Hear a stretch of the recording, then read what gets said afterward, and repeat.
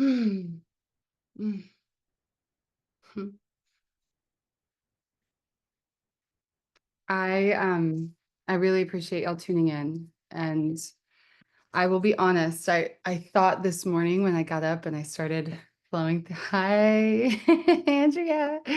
Yeah, that's my friend since I was 11, y'all. Wow. And she still looks the same to me. Ah, um, yeah, it's a really exciting time. I definitely feel emotional. And I've been so busy this week. I'm burning on fumes for sure. I can feel at the end of like there's a psychological thing happening me that's this thing that I've been looking forward to, almost unable to fully imagine, but always moving towards for so many years that I haven't quite landed in the sense of the finish line, but it's starting today to like a phase of it. It's also my creative child, and I'm humbly learning that there is not a finish line. It's like it's going to be with me for the rest of my life. And it's really just the beginning. And I'm not a mother of a human baby yet, but I feel sort of the what I can imagine would be sort of phases of that, this incredible anticipation and um, so much preparation in my body and mind for this moment. And the moment has arrived, and now it's like, okay, I got to take care of the baby also, and I got to get to know the baby, and I got to help the baby grow. And so there's a sort of like a part of me that I think was looking forward to this day, like that will be the finish line, and then all the parts that are realizing very rapidly it's the beginning. It's the beginning. And there's a part of me that just wants to like cry and go to sleep for like 24 hours, truly. So I know Crystal has published a book. I don't know how many people in this space have, but it's a profound experience. And I'll probably cry. I really appreciate y'all being here because, it's really a vulnerable thing to put yourself out there like this. And I've been so beyond my capacity, having meetings with the team and going through boxes of books and trying to keep up all my other things in my life and not really doing a great job. Y'all should see my closet right now. It's atrocious. Um, but I didn't really have a lot of capacity to spread the word about this. And it was also very spontaneous. It was like, I think 5 days ago or something, I was like, I want to do this. And part of it being that me and Aubrey just released a podcast today, which some of you a lot of people signed up for this, that may be watching this later. And a number of people came in the past couple of hours, onto the RSVP list. And so some of you watching now or later might have found me through Aubrey's post. And our podcast really approaches the book through our relationship, which has actually been a really formative and informative aspect of my creative process, because Aubrey is a huge part of my life and has been for 17 years. And so he's watched my journey. He's known me since before I realized I wanted to be a writer. He's known me since like in another lifetime, in this lifetime. And then he watched the whole progression of um, my realization and remembrance, really, that I love to write, and it's actually the craft of my calling.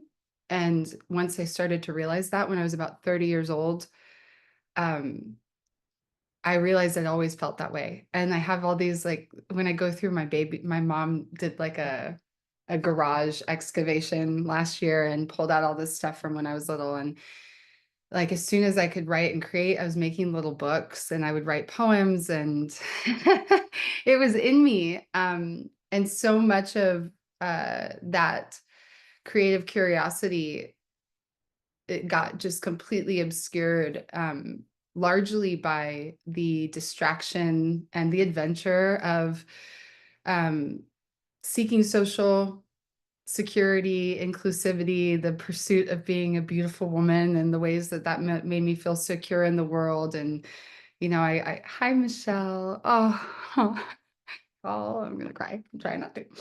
Um, and yeah, and so I lost the thread. I was just really enjoying the adventure of the adventure. I was out there having experiences. I wasn't in the creation. And I think there's so much value to that. Actually, I've learned it over time that I draw from living to write. Like there's no material for me if I'm not in the world, in experience, and on the adventure of life. So no regrets. But also it was sort of I feel like a late bloomer. I'm 41, and I guess one of the things I want to share and represent as I move forward with this book in my hands is that it's never too late. And, you can start your creative dream in your 40s. Um, and it's so exciting. And you can have all the other different lifetimes within the lifetime. I've had the lifetime of the bikini model and the poker presenter and the party girl and the student and the spiritual path, and just so many different things that I might not have gone and received or experienced a sort of mastery in, even my street smarts. Like if I just realized when I was in college, like, oh, I want to be a writer, and like this is the thing.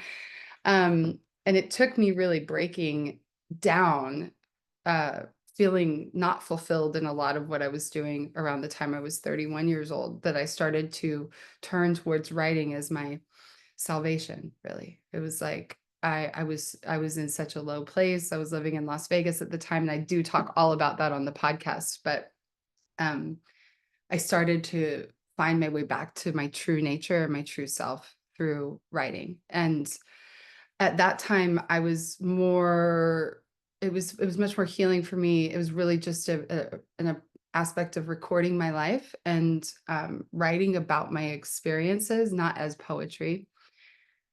But poetry is my first love. And that was what I wrote poems, like I said, when I was little. And so through the writing about my experiences, I started to love the art of it. And it started to become poetic. And I started to pull poems out of recording my experience in those ways. And eventually realized that this is the way out of hell. I'm going to write a book about hell. Hell on the inside of me, hell of my addictive patterns, hell of my self-destruction. And through that, I started to find poetry being a soft and much more dynamic space of creating beauty. I found an artistic outlet there that then the poetry itself became primary to my own salvation. I just started working with that a lot more, and falling in love with life through it.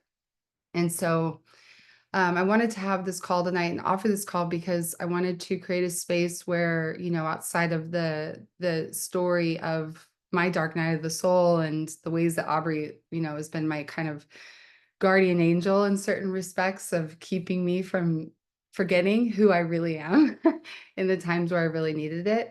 There's actually a really deep personal story.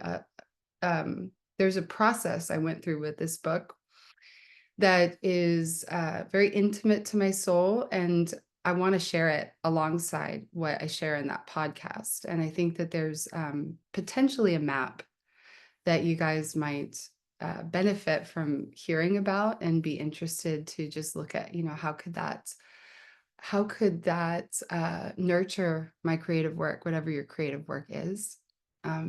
Plus, there's so much in here that we didn't get to. So yeah, thank you. And here she is, my ridiculous masterpiece. I went into the fridge before this call. So I've been like on my computer. I've got some really cool stuff to share with you guys. I've been on my computer working on a second mini collection, all day. I just turned it into the designer who formatted my book. I'm excited to share about our relationship with you guys. And it's just been like a huge cosmic giggle to me that I thought I was done, and I'm still working on like stuff to the last minute. But it is a companion collection that goes with the printed book. So if any of you guys had ordered a printed book or you plan to, there's a QR code on the very first page. There it is. And when you go in there, you'll be able to scan the QR code and you'll get access to download the ebook of the second collection. And it's called the Slayer Box. So I have some threads in here to share with you guys. One of them is Vampire Slayer. One of them is a pirate sailor. One of them is, my devotion of me on my knees with the sun. There's so many different parts of me in this book. And that's actually kind of the ritualistic magic spell that this was for me. The reason I have it subtitled Drama Poetica is because I'm going to change my view here and see if I can. Okay, I'm not sure if that's going to help. Sorry. Because I'd had these poems. I'd been collecting them, writing them for a long time. It was 2020 when I first felt this book come together. And the title I had for it in the moment was The Unsaid Red. And The Unsaid Red was a collection of poems that were me talking to, expressing myself, saying the things that felt impossible to say, the things that might burn the world down, the things that were too uncomfortable and maybe not even kind, but really had to be said, and they had to get out of my heart and my body. And the first poem in the book doesn't have a title in the book, but its working title was Place. And I'll read it to you guys in a little bit, but it came through and I started to feel the way that my word was like the blood of my soul. It was me bleeding out the feelings and the truths and the expressions that I'd been bottling in my body for a long time out of fear of losing love, out of fear of judgment. And I have a very intense inner world. You'll probably be able to tell when you see some of this art and when you hear some of the voices that come through it. And so writing was my outlet. It was like bleeding out the density. It was bleeding out the bottled shit that just needed an outlet. And I started to feel the power of, I'm going to write this book in red ink. And there's backstory to that. But I'm going to write this book in red ink. I'm going to print it in red. It's going to represent my blood. And I started working on it. And I would get really close and I'd put all the poems together and I would feel it. And then I would abandon it. I don't know if any of you guys, I'm sure some of you guys are writers in here. I don't know if you've, I know you're all artists. We all have some form of art that we're dancing with in our lifetimes. But I don't know if any of you guys can relate to having a big dream and then getting like closer to feeling done. And then suddenly, conveniently, there's a bunch of reasons why you should just not yet. Like the essence of it is, not yet, soon, soon, soon. So soon turned into like 2 years. And every year it's tragic and sweet, but I can look back at all my journals and just read all of these times where I wrote like January 2022. This is the year that I published my book. And I'd already been saying that for like 5 years. January 23. This is the year. This is my year, right? And so same with 24. And I was I was losing trust in myself, to be honest, a little bit, but along the way of me dragging this out for so long, I started to write different kinds of poetry. I started to have new life experiences and really start to alchemize a lot of those intense, dramatic inner parts and those, those feelings that felt like they needed to be said. It finally just progressed in such a way where I felt like actually don't really need to say it. I've cried it, I've written it, I've moved on, I've evolved. Like that doesn't feel alive for me anymore. And a lot of my poetry started to shift into more because of my personal experiences and my spiritual development, my emotional development has started to shift more into um, writing to the divine. Like that's what felt really alive for me the past couple of years. Really writing for my passion and love for life itself. The vibe got lighter. And so then the old gremlin of resistance was like, I don't even know if I want to publish that old work. Like it doesn't feel relevant anymore. And that was another way of me kind of skirting out of the discomfort of, putting it out there. And so I got to this year, and I did share this on the podcast, and I've shared it in a post on Instagram, but I got to this year, and my beloved Eric, who was part of my evolutionary process, I got a little less angry once he came into my life. He really, really helped me graduate into a new experience of myself. But I got to this year, and he started a program called the Dharma Artist Collective, which I know some of you are a part of. And it's super powerful. It's all about bringing your art, out into the world and putting it at the center of the altar, so to speak, and honoring it as the main thing, as he likes to call it. And it was that very first day that we started working in the DAC that that I got the call from Aubrey just out of the blue that night saying, Catesy, that's what he calls me. That's what a lot of my friends call me. He's like, Catesy, I want to publish my poetry book this year. And you are beyond ready to publish this book. Like, I don't know what you're doing. I don't know why you haven't done it yet, but I'm not doing it without you. Do you want to do this with me? And I was I was nervous. I was excited. There was, honestly, if I'm being honest, a little part of me that's like, no, I want to do it by myself. It is still resistance in a way. And I was just like instant yes, like here's the invitation. And what that did for me was it gave me a deadline. So something I've learned this year is that um, there are certain projects and expressions of our soul that are so tender, so vulnerable, and also so significant and actually so essential and so vital, that the magnitude of them can be so overwhelming that if we resistance will find its way. Resistance will find its way because the imminence of that intensity of putting it out into the world on a subconscious level is so big, and the potential, I think, is so big that that counterforce will come in and meet the magnitude of whatever that means to us. And for me, I did not ever imagine how much a deadline would help me. I really wanted to also, I think, hide behind like doing it all on my own. I wanted to kind of hide because I felt a little bit of shame and self-criticism. Like it's never ready, because to me, my inner critic was just like, I'd look at the poems and be like, oh, it's not ready to show anybody. I don't want to bring anybody on the inside until it's ready.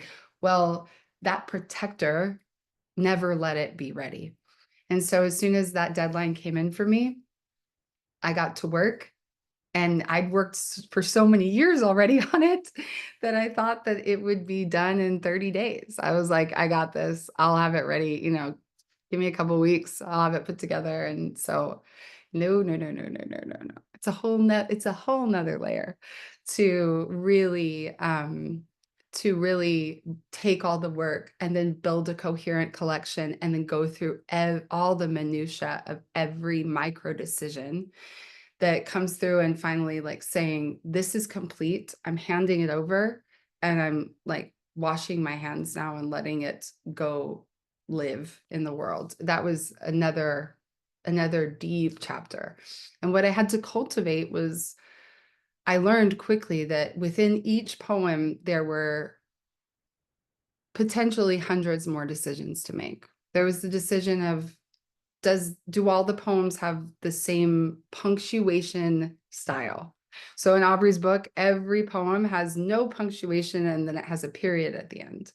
But for me, I didn't actually feel like that was true for every poem. I had to look at every poem like its own entity and feel what structure grammatically and punctuation, spacing, shape, what voice does this poem want to help deliver the essence of its message? I mean, I didn't have to do that, but that's what I did. That's what felt true for me. And so I think I'm pretty unconventional. I think a lot of more experienced and learned writers and poets out there have some conventions that they abide by. And my book is very much a lawless territory. There's not a rule that I put that kind of coheres them all. And so some of them are written like an essay. Some of them are written very, no capitals. Some of them, they just have their completely own personalities. So that was one aspect. There's also 108 poems in here. And then on top of that, then there was all the pieces of, okay, what's the title? Does it have a title? Is this the right word? Where do I break the stanza? And then does it have art or not? And all of these pieces. And so enter like purgatory, but also the ultimate, the ultimate initiation of finding my own yes and my own no.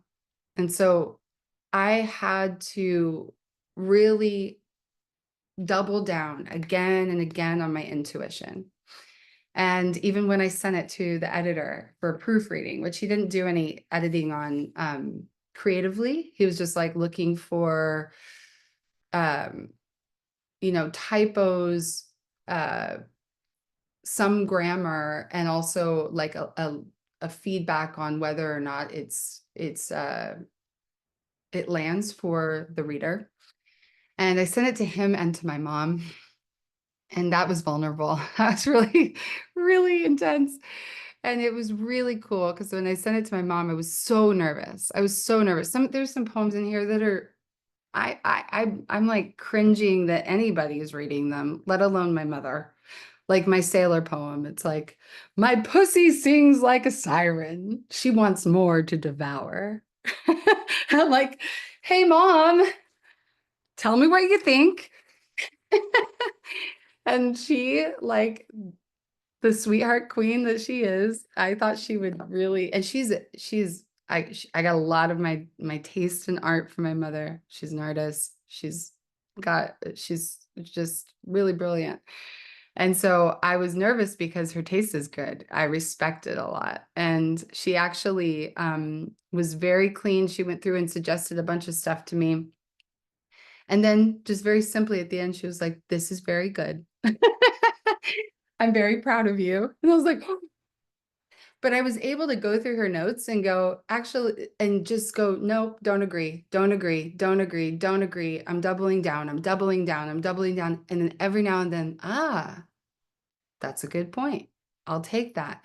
And so there's something so uncomfortable about sharing the work with what's called beta readers. I could have done it a lot more, but the more I even did it, I shared it with Eric, Aubrey, my mom, and the editor. And the more I did it, the more I realized I know what I want this to be. I know what I want this to be. And just having the resilience to be able to share your work and let it just clarify and strengthen the sense that's already there of what it wants to be. Was a really, really valuable experience to me because now it's just a lot cleaner. And I feel like I'll always need second eyes on my work to catch the things that my brain can't see because I'm projecting what I expect to be there, or I can feel the way it sounds in my own head. But also, my ultimate tuning fork is myself. And so it was such a process. And I want to also just kind of circle back on something that happened for me and why it's so long.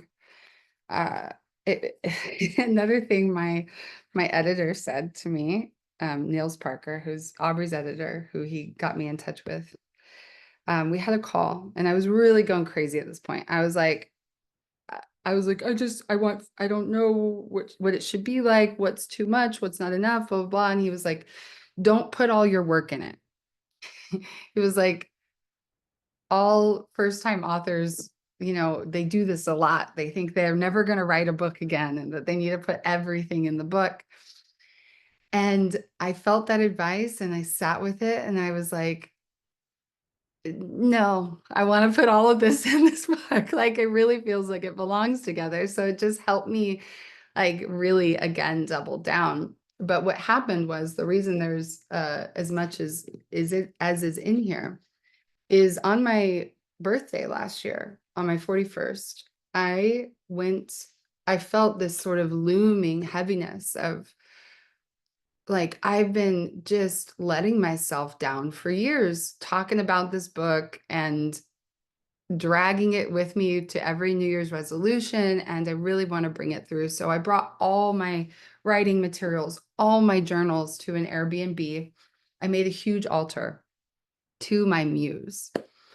And I felt like I am so disconnected from you, whatever you are, my higher self, the goddess, like the spirit of creation, all of the above and more. I noticed that I'd started getting really congested creatively. Like as I hadn't birthed the book that I had intended, I was getting less and less inspiration. It was sort of like I was full. I just felt so clogged and I felt disconnected from that bridge. I was like, I miss you. I miss feeling those lightning bolts of insight. That's just like, ooh, there's a thread. I'm gonna take this and I'm gonna bring it all the way down. And so I set up an altar to my muse. And I just gone through my breast explant surgery a couple months prior.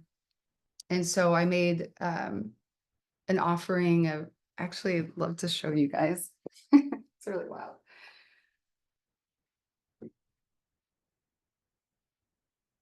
I have it right here. I made an offering to the muse of I made this like bobblehead paper doll of myself. And I used magazine clippings and this old photo from when I was, I don't know, in my 20s, being a model, trying to be all the things. And then I made her a world and it has castles and fires and goddesses and queens and stuff. And I like stacked it all up on my altar there in the Airbnb. And I put out all my journals and I looked at all the notes I'd taken for the book and I opened the files and I was like, okay, what is this? Like, and I looked at it and I was just like, God, Caitlyn, you are so dramatic. Like, this is so dramatic. Like, what are you doing? Like, no, everybody's going to be like, eye roll into infinity when they look at this. And that was, of course, my protective inner judge, but it was just a part that was like looking at this. And then I caught that. And I was like, God, this is the story that keeps me from putting out the truth inside of me. Like my true essence is I am passionate. I am dramatic. I love it. I love it. I want to be who I really am. And so then I had the insight, I'm going to make this book into a stage play. Like I'm going to format it. I'm going to lean into the drama and I'm going to give it 3 acts. And each act is going to represent an aspect of my journey. So the first act of the book is the red. And I want to introduce you guys to what the red is. And I'm going to tell you each part. So the red is the first act. And then we go into act 2, which is thread. And then act 3 is masterpiece.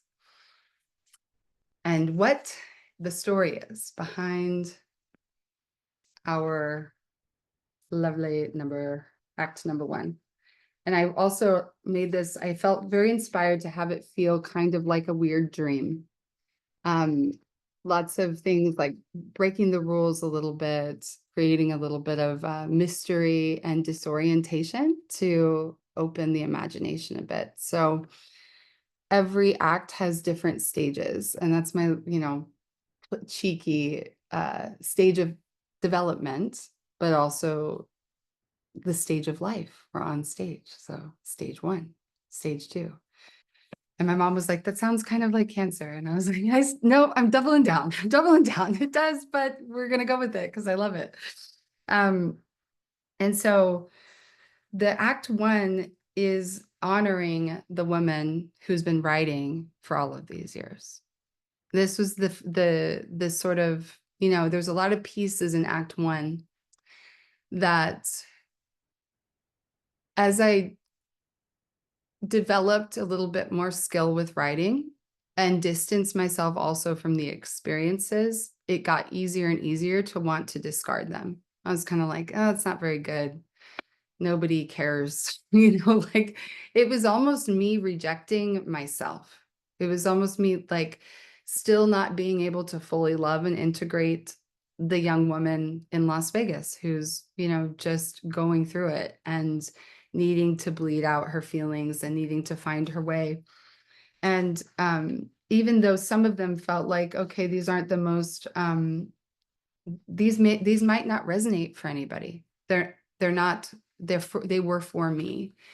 I think when we're thinking about creating a book that's marketable and is going to have a lot of reach, there's a tendency to want to select for what's going to be universally relevant or universally resonant. And there's value in that in terms of service. And so in terms of an offering and also in terms of reaching more people and feeling understood and feeling resonant with an audience. But also ultimately, there are certain things that the soul asks you to do that are for you, and I feel like the red, which is the biggest act in the book, the red is all of what would have been the unsaid red. Yeah, Shakespeare, all the world's a stage. Exactly. It really is. It really, really is. And every stage of our life has a stage to it, that we can go back and watch what happened and really look at the different players and the way that all the dramas played out, even once it feels super far away, and behold the beauty of it in a different way when we're not on the inside of the experience. And so I wanted to honor that, even though some of these pieces I might have not chosen ultimately. But in act one, I basically go through I have 4 stages. So I have the first stage is underworld part. I'm going to kind of see if I can show y'all. So I open with King Persephone, and this is the prologue. And this is I wrote this after Burning Man 2022, but this is me reflecting on my younger self. And then act one opens. And so there's another really important piece to red that I want to share with y'all that feels actually like the most important sacred ingredient of this entire book.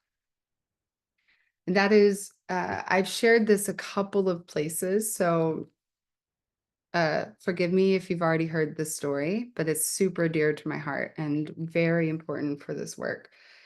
And that is about my relationship with the color red. So in 2020, my father was diagnosed with breast cancer. I mean, breast cancer, brain cancer, brain cancer. Interesting. My mother had breast cancer in 2012, but he was diagnosed with brain cancer right as the pandemic was hitting. And it really shook my life awake. I think that was the moment where all of the previous priorities that had taken precedence to my art, that had distracted me and consumed me with, self-destructive behaviors and chasing all of these other desires rather than my own soul's dream, started to just dissolve. It was like nothing matters anymore. And it was such a lucid time. He ended up passing away only 3 months later. And so at the height of the pandemic, I was living in my parents' house again, sleeping on an air mattress, helping my family take care of him in hospice, which we're both like cursed and blessed that we got to take care of him in the house. The way that the medical system was at that time, they would barely take patients in person. A lot of his appointments were telemed appointments, over the screen. And so I've struggled a lot to make peace with the feelings that feel like, if he could have gotten in-person care, what might have been different. But the silver lining was that he ultimately chose not to pursue chemo and to let himself pass, which was very brave and very devastating, and super hard. But at that time, it was like, I don't feel like my soul has ever been closer to me and more alive in me than how vivid that period was, and how vivid my dreams were, and how much my values crystallized. And I remember one night during that period, because I would drive home once a week to Austin and regroup. And I remember I was in my bed at my old apartment, and I had a dream where in the dream, this image, this symbol of a red pen started to show up. So the first thing was this female police officer, and she was writing the notes of a scene of an accident, and she had a red pen, and the red pen like popped in the dream. It really stood out. And then the next thing was a few more things happened. And in my dream, I wake up and I'm in my bed, and I sit up and I reach behind me, and there's a red pen under my body. And I turn over, and next to the bed, there is a book with a red dragon on the cover and all of these pieces of paper inside of it. I'm just realizing this right now, but in the dream, I felt like Aubrey helped me write it. Whoa. Whoa. And I was trying to put all the pieces together. And then I woke up in my bed and I was like, whoa, what was that?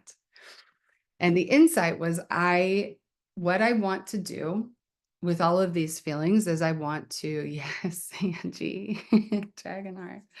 What I want to do with this message is I'm going to start writing in red.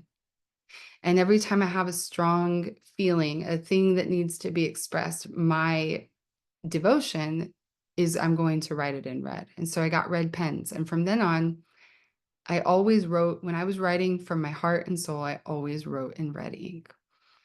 And this turned into a whole thread that brought me down this deep spiritual path of exploration, leading me, as Amber is aware, leading me to the goddess and leading me into some of these sort of divine feminine mysteries and the mysteries of the rose. It really opened a door that I am still barely at the entrance of, and I'll be in for the rest of my life. Because there's a whole like mystery subculture with the red thread as a symbol. The red thread, as I started to learn about it, I started to wear one on my wrist and realized that it was in all of these other mystical traditions. But for me, the red thread was always my red ink. It was the thread of my ink moving across the page. It was the way that my voice was pouring through this divine guidance from my psyche. It's like, this is the way, this is the way. So that's why I have Act 1 titled The Red. That is basically the heart of the work that was done in red ink, although thread also is. And then I compiled it such as in this way of honoring all the love poems and the breakup poems and the visceral screams. I have some really cathartic pieces in the first act. And then thread is getting down out of the drama and deep into like the heart, the tender heart body of just Caitlyn, like little Caitlyn. There's journal entries, there's poems for my father, about my family, about that time when I was in, what I called my what was it? My it was like the temple of death was what it felt like for me at my parents' house, but my retreat with death. That's how I felt about it. Like my soul, the universe, my father's soul was like, it's time to come down to earth and face this mortal reality that is always here and is always here. And so the thread in the book, I go through this process here where I have all the characters, I have lots of emotion. So in act one, I have in stage one, I have some poems I wrote when I was probably 10 years ago. I have a lot of breakup poems. I have a lot of heartbreak here. And then we get into the carnival, which is one of my favorite spreads. Where is it? I really want to show y'all. Carnival is about the parts. So I like it. It's very spooky. There she is.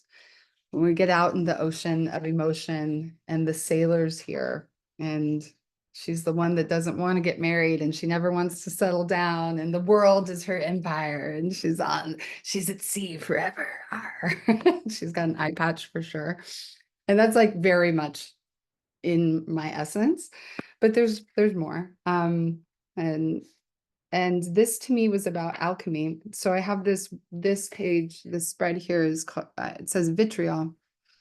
And this is an acronym in alchemy that stands for, I'll read it to you. It stands for in Latin, visita interiora terrae rectificando in Venus occultum lapidum. And this means visit the interior of the earth and you will find the hidden stone. So this is like a real deal alchemist code. And for me, that represents going into the shadow to get the treasure. So that's where I go in this chapter. And I have this work of art that I did with my own fingerprints here and a bunch of stamps. In a moment of longing, it says, I want, I want, I want, I want, I want, all the way down. And when I met with the designer, who I'm going to talk about in just a moment, I had this vision already. I was like, I want like my own fingerprints. I want my own paint. I want my own handwritten, mediocre drawings, but I want it to be like out of my hands onto the page. And so she was, her name is Erin Tyler.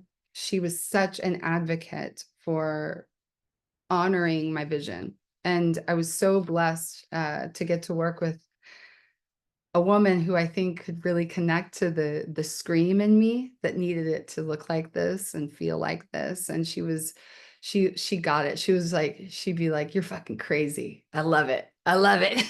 So I was like, yeah, you get it. So I have also this piece that like I drew these eyes here. I'll read it to you guys real quick. It's super short. It goes across here. So it says, let's go mad. MAD, mad. My dad is mad. My dad is mad. Two different stories. Both are true. Both are sad. I am mad here. I am a bird. A very, very large, very old bird. I have been flying forever, maybe. I haven't been keeping time. My wings are hovering over your house. I chose you to watch and to let you see. Look at me. Feel how I surround you.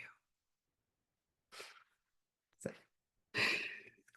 and that's kind of like a wild, like, I felt that come alive in me when I wrote that. And I was pretty obsessed with somebody and pretty angry. And I just was really, really grateful to find an artist who could look at this and be like, yeah, oh yeah, let's fucking go. We're gonna go. So this section gets pretty dark, but it's also extracting a lot for me. It helped me really connect to this, what I think, within myself is older than this life.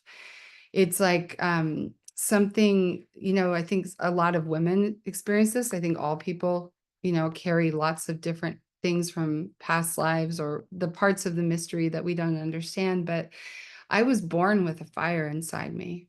I was born like so, uh, it feels different than anger. It's intense. It's rage. It's something that's trying to be digested and expressed through me in this body, in this life. And I've spent a lot of time in my head trying to figure it out. And at the same time, if I don't try to figure it out and I just let it speak, I get some pretty wild poetry. And that feels like the way that it wants to come through.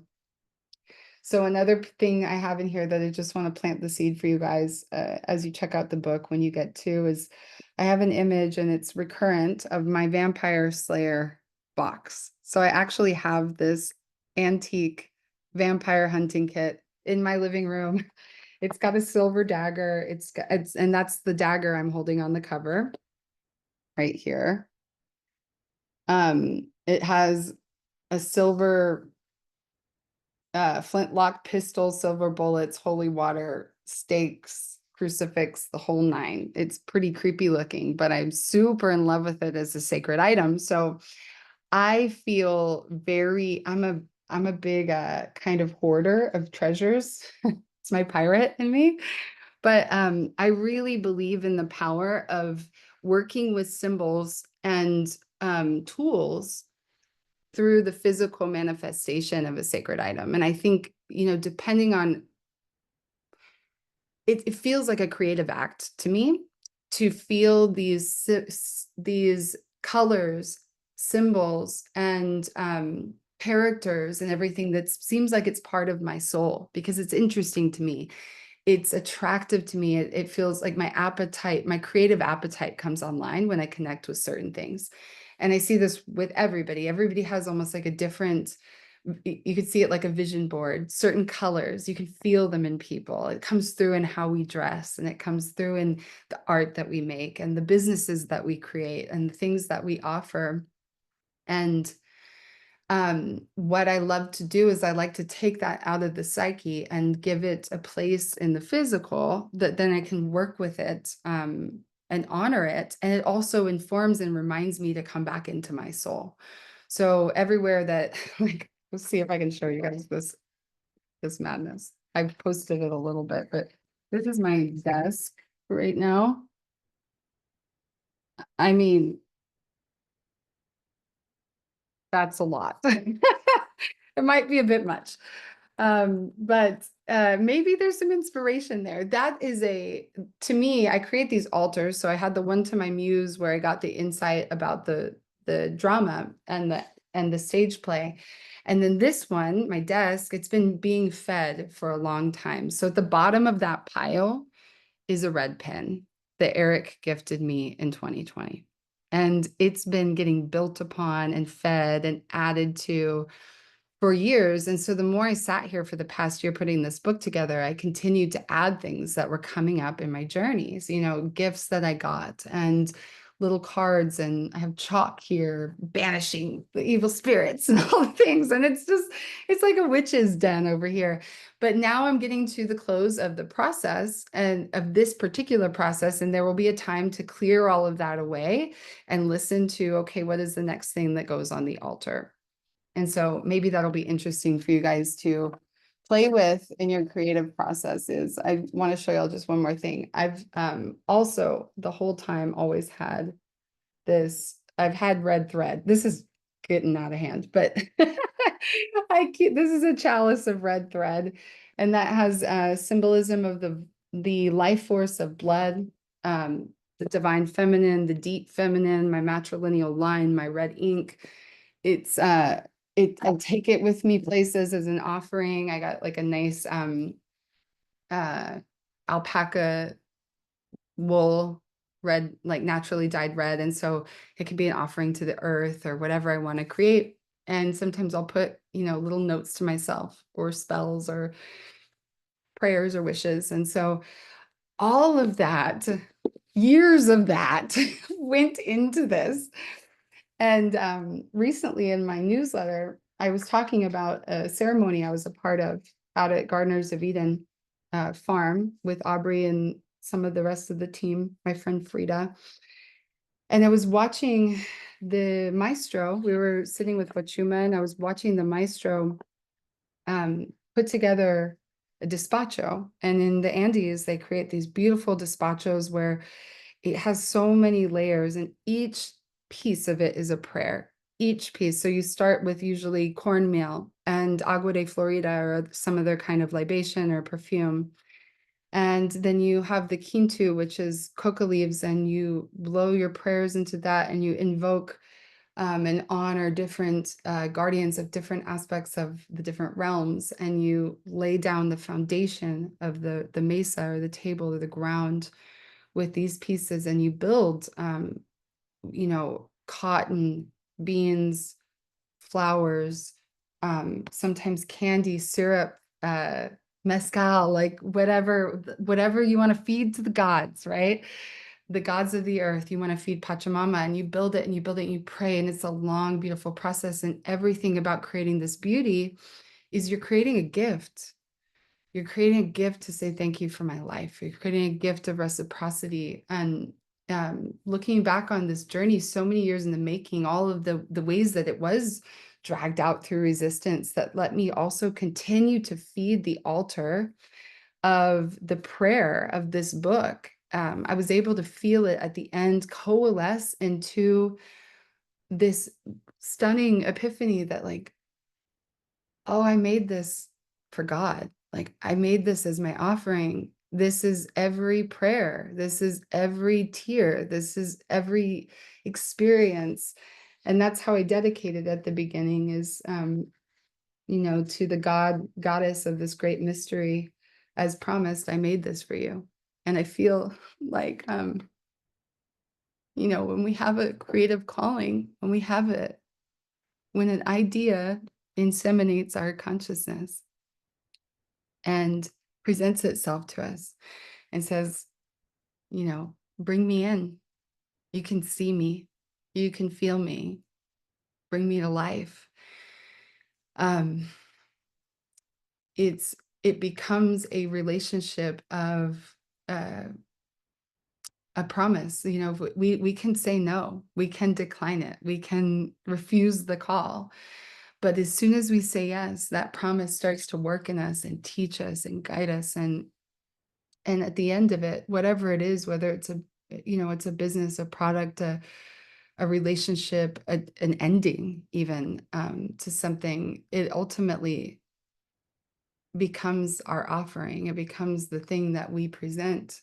Thank you for showing me the way. Here, I made this for you. I made this for you, God.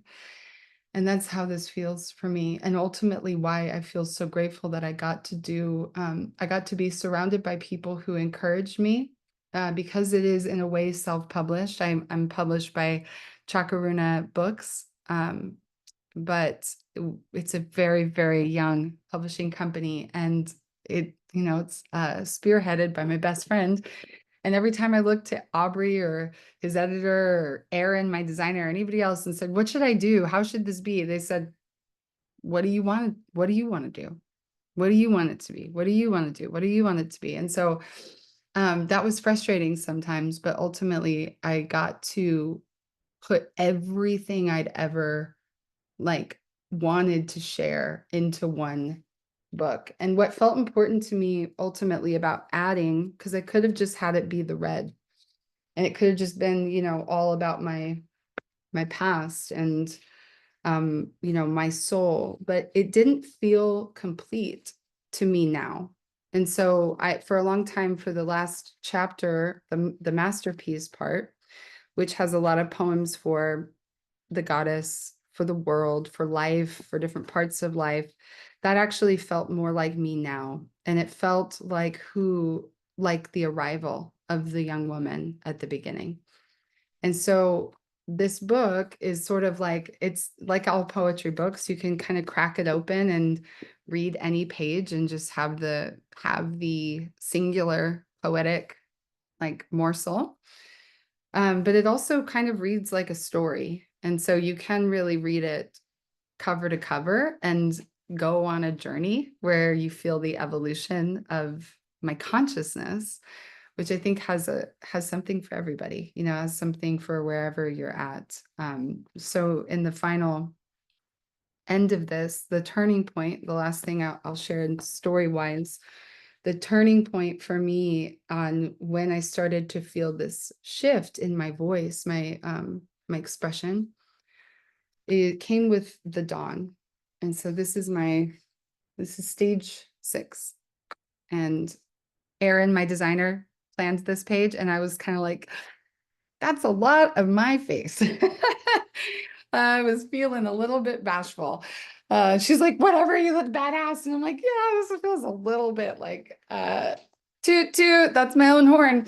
But I'm grateful that she kept pushing me and encouraging me to, she was like, this is your first book. It's you, it's your soul. Like, you know, claim it, take up space. You're never going to have another first book. And I probably won't ever put myself all over another book again like this, but who knows what could happen? I could die next week. I could, I don't hope not. Just kidding, universe. Um, but like, fuck it, let's go. Right. Like it is me. And so I don't think I'll ever do a book quite like this. And if I get to a reprint, I might even at that point decide to create a different layout, in which case this would be like a rare first edition. But it's very beautiful and very powerful. And it's a little bit vulnerable because it's so much of me. I used a lot of home photos, and I used some photos from my cover shoot to thread the art together. But even the cover, I did not want to be on the cover at first.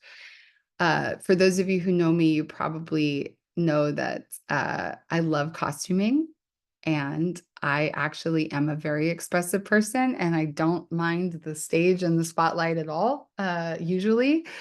But deep down, there's a little part of me who's like 3 years old and is totally shy and totally self-conscious and always like just trembling every time I get on stage or every time I lean into the other part of me. And so this felt so vulnerable and scary that we had the first cover meeting and I had this concept which ended up going in the book at the back. But then the idea came up of like, what about you being on the cover? And I was like, oh God, I'm okay. That's okay. And my designer, Erin, we started talking about like different ideas of what that might look like. And I was like, I don't know. I feel like people might be turned off by it. And she was like, honey, that's fear. And I was like, fuck, it is fear. I am afraid.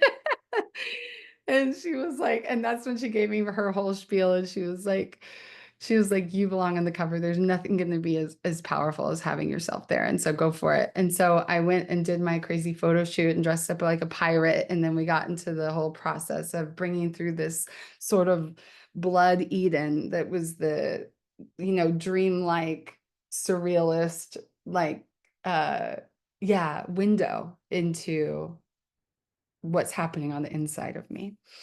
And so, yeah, then she also put a poem, or I'm sorry, a photo from that shoot on the dawn. And I was like, but then again, it was just enough of a nudge to be like, no, this is the way. So the dawn is a very interesting chapter. And I'm curious how it will land for people because it is not quite poetry. There's a few poems at the beginning, but then we get into this zone, which is a diary of a devotion that I did in 2022. So it's 40 days of dawn. And this one felt like this was very much for me. But I really wanted to share it with you guys because I think it's one of these things that, for a lot of poetry fans out there and things like that, it might be kind of like, oh, what's this? It's not explained very well. I don't, and that's on purpose. I don't like explaining myself, but I'm going to share it here. Like as an artist, like in the work, I love telling stories and I love explaining, on a personal level. But one of the fun parts of poetry is the mystery. It's like, what is she talking about here? I want the reader to get to have their own experience. But this was where my life changed. And this was in 2022. I was in a ceremony in Costa Rica with ayahuasca, and I had a profound reclamation of myself.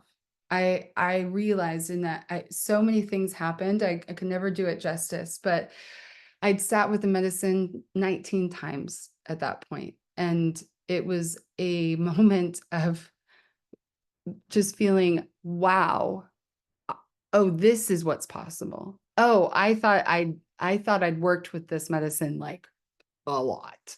And it was like, no, girl, like there's always more doors. It was so big. I decided that night I would never change my last name. I decided I loved my middle name, Siobhan, which I was kind of the jury was out most of my life because it's spelled in the Gaelic traditional way, and everybody's like Sibian, and I'm like, no, it's Siobhan. But that night was like, no, I'm Caitlyn Siobhan Howe. My name means pure. I know who I am. I'm a lady of passion. I'm here to save the fucking world, and that's how it felt in my heart. And I stayed up all night and I watched the dawn, and it was the most beautiful thing I'd ever seen. I had a really amazing experience with the toilet. It sounds so crazy, but I was like talking to the toilet and it was talking back to me. And literally Eric was standing right there. He was like, whoa. I was like, thank you to the toilet. And it was like, "Arr, arr, arr, arr." I was like, what the fuck is happening? So it was just my stories are so crazy, but I came out of that so on fire for life. And I was like, oh, something's going on here. There is a lot more happening here than we are able to see normally. I see the magic. And as a offering of thank you and gratitude for the magic that I've been gifted in my blessing of getting to exist, period, is I'm going to show up for the dawn for 40 days, no matter what. It was summer. The the dawn was early. The nights, the sun went down late. It was very, bright, electric summer. And it was hard. I'd never really devoted to something quite like that. I'm not a morning person either, so that made it a little bit more intense. But I wrote about it every day. And sometimes the notes would just be like a tiny little, like, I'm here, period. Like I'm going back to bed. But what ended up happening was I had a lot of profound spiritual illumination through that. And so some of the writings from that devotional, they felt like poems to me. And I wrote a lot of poetry at that time. And it felt right to include the story of it. And I think there's a hidden invitation there, just as you guys read it, if you get to, when you get to, I know some of you guys ordered the book, of seeing what happens to you in relationship to the symbol of the dawn, the symbol of the return of light when you're feeling like you've been in darkness for a long time. To me, that's what it was. It was sort of like it was the dawn of my life. It was a sudden, an illumination point at which I was never going to quite go back to the same shadow that I'd lived in all of the years before. And I'm hoping in the spring to lead or invite people into another dawn devotion once people get into the book a bit and get to connect with it more, like as a community. When the sun rises for Mother Nature, it's been pretty dark this winter. I can say for me, it has. It feels pretty dark, pretty heavy. So being part of the drumming back of the light, here she comes, here he comes, it's both. It's always and everything, both. So that is my dawn story. And I wonder, let me see if I can. This is also how I got the title. So I'm going to read you guys just the last couple paragraphs of the last entry. All right. Victorious I am, hopeful I am, curious I am, competent I am to continue this journey of life, never fully understanding myself or this universe, but always seeking ideas and the secret language of what it might mean. We can never really, really know what is painting this ridiculous masterpiece. And I think, if we're honest, we like it that way because we get to tell stories and dream and wonder, which have got to be some of God's favorite things to do. I am beginning to think we are God's great story. And God, like me, is never quite done with the book. God likes to keep writing, to keep painting, to keep telling new tales. Aurora, my love, my muse, what is the new story you would like me to tell this world for you with my embodied voice and aching hand? You must by now see my devotion. Make me a worthy medicine carrier. Help me bring you to a world that believes itself to be lost to darkness. It is 6:35 a.m. Every day we gather in circle around the great fire of life. We tell stories. We sing and dance and cry. We are blacksmiths forging the world. The clouds burn away in the light of God, which never really goes out.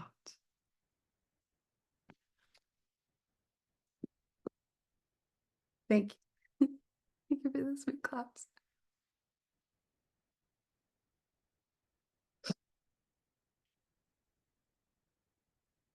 I have a little Icaro in there. I actually recorded, oh, my emotions, so many feelings. Thank you. Thank you. Uh, thank you so much. Thank you so, so much. Thank you so much. It's so hard to let this all the way into my body, this moment in my life. I'm like, one of these moments, I'm just going to collapse and scream, cry. It's so big and so beautiful. And I'm so honored that you guys care enough to be here. Truly, truly. It's so vulnerable.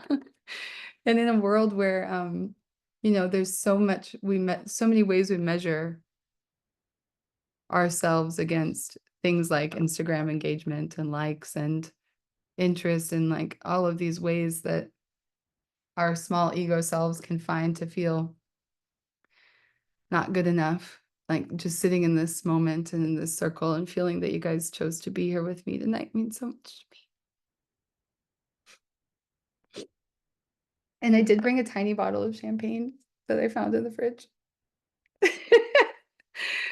So I'm going to open it in this moment and I'll probably read you one more poem. And we're gonna pop this little champagne together. On behalf of all of you. I didn't bring a glass.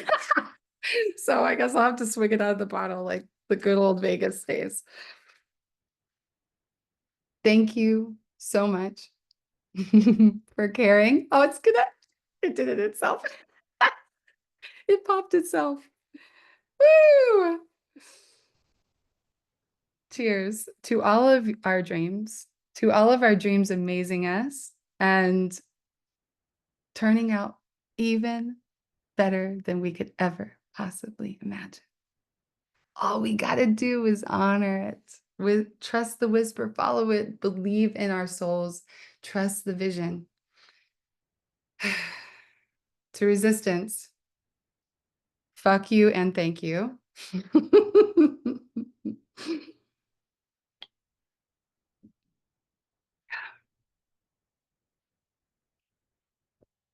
And I will share one more thing and see if there's anything you guys want to ask me about. So the final chapter is the masterpiece. I want to show y'all I'm gonna give y'all a sneak peek at my favorite spread. Oh, yeah.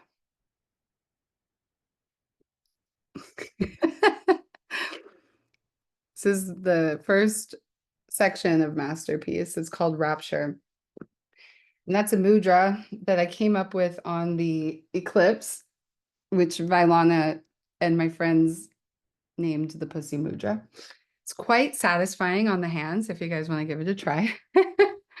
And I've been wanting it to share it with the world somehow. It's like, God, this feels like really good. You can put it on your heart or in your lap or on your forehead or whatever. And it feels really good in all the places. And I was like, God, it feels like a little intense to put it on Instagram. And then we were putting the book together. I sent it to my designer and I was like, I want to put this in the book. And she didn't just make it this big. She gave it a whole page because she is my girl. So that's the story behind that piece. And there's another part in here that we go through rapture here. And this part is all about the delicious beauty of ordinary life. I have serpent here. It's the year of the wood snake as of yesterday, baby. And poems too, like my quilt. Yeah, was there one I wanted? A love poem to Eric, of course. And dragonflies. Oh gosh, I know what I want to read you guys.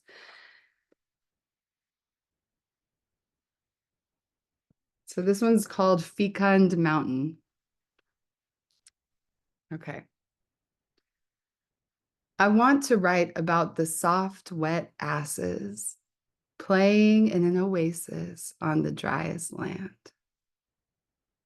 How the mountain stands like a row of thirsty men, and how some kind of sacred union happens with our temporary Play-Doh softness and the moisture we carry around like a canteen with free will. How it means the kind of life that means death. And the way we must rain our loud aliveness on the famished foliage and its dinosaur stone, which is alive in a different way, with an emptiness that points to immortality and a great wisdom which surrounds us like a temple, ready to drink up our ignorant youth. We are pilgrims on an ancient shore, bartering with love. We bring the water back. We drip nectar into the dry palms that our generation failed to care for. She laughs, and my heart joins the spiked pulse of the horizon. Somewhere in the folds of the valley, an old man catches the sound in the cavern of his ear and remembers when he was young. One by one, we time travel into a future where we still dance as dust on the knuckles of red giants. We listen. We remember together. We fall silent. We grow wiser. And then we keep on dancing. We will never stop coming home.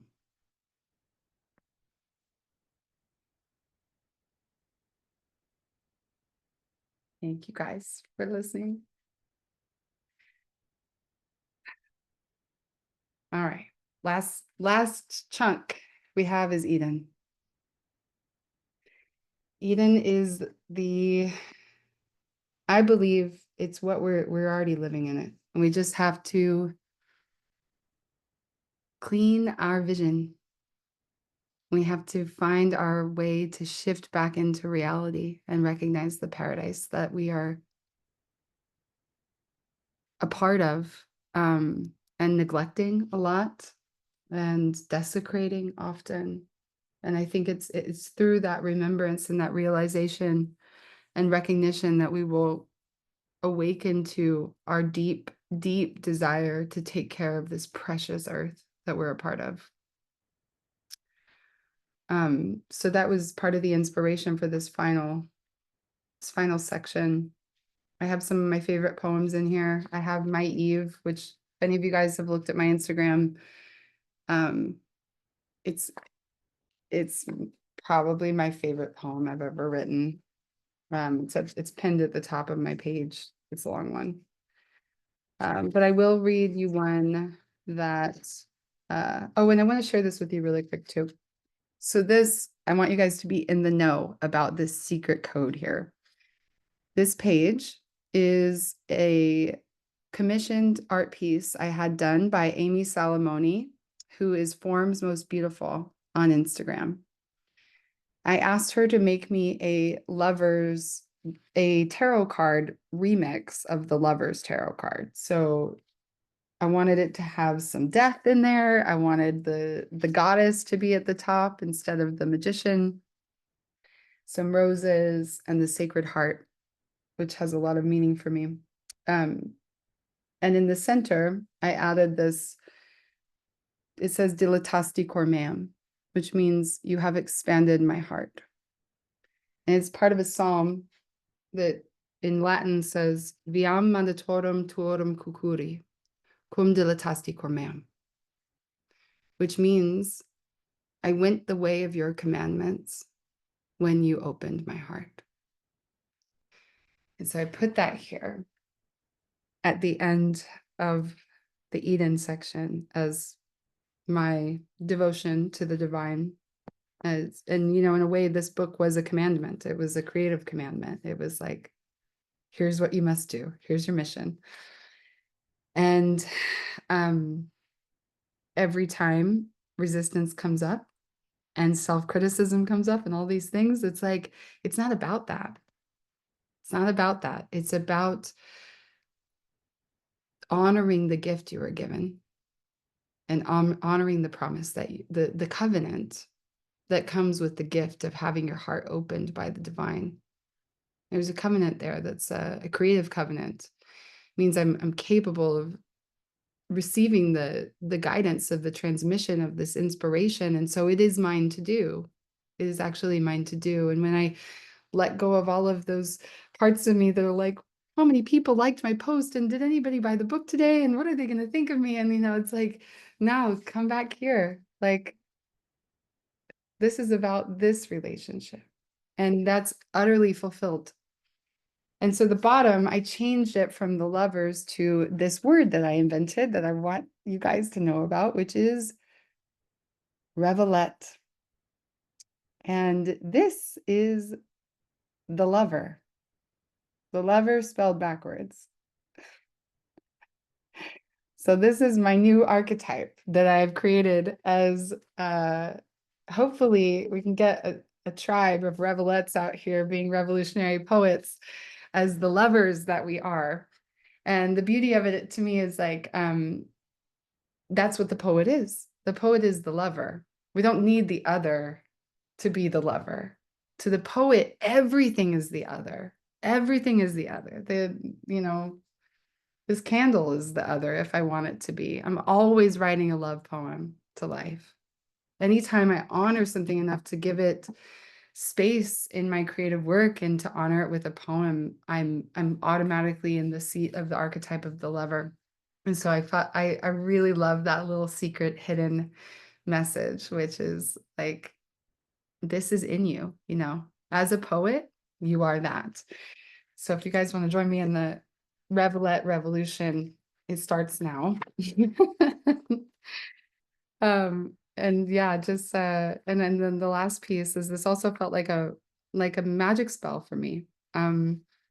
The trust of it, to bring something to fruition is to trust that it's meant to be born. And so I have a lot of allusion to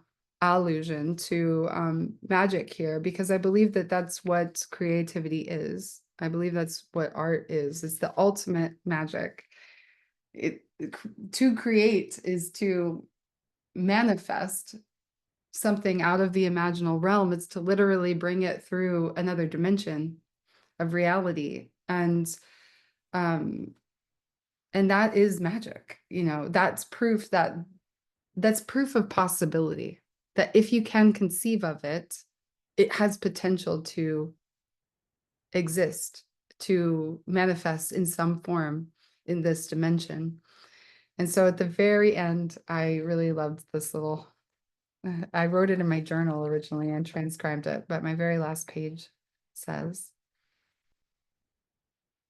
"Abracadabra, the end is an illusion."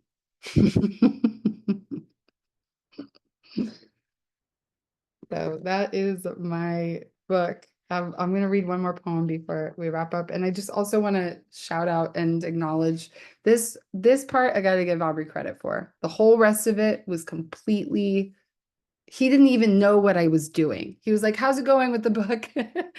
I'm like, "I hope it's good, because you are attaching yourself to it and it's pretty aggressive and intense, and you might actually read it and be like, never mind."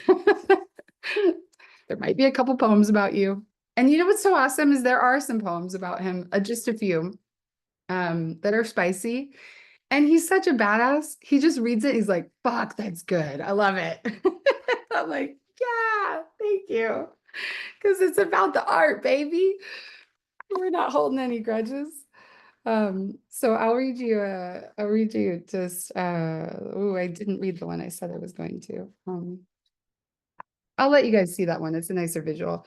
I'll read you guys "Welcome Back to Eden," because it feels like kind of the punchline. And if you guys have any final questions for me, feel free to drop them in the chat and I can answer before you hop off, or would love to hear shares or anything. Oh yeah. Okay. Finally. Welcome back to Eden, where everything can hurt you. And we celebrate that because it means we can feel. And everything dies by some awful surprise. But we delight in that deal, because life becomes from it. Priceless and fantastic and exciting.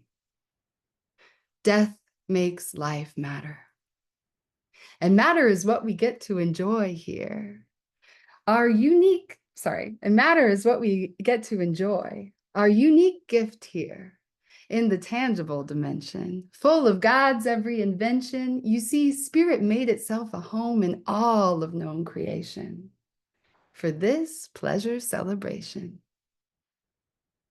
The proof is in the existence of velvet and the tickle of the grass in between our toes, and the rose, known only for her fullness by sight and touch and nose. And fruit is only sweet because we can taste. It would be such a shame to let shame waste this place where we get to know hot just because we know cold, and appreciate young just because we grow old.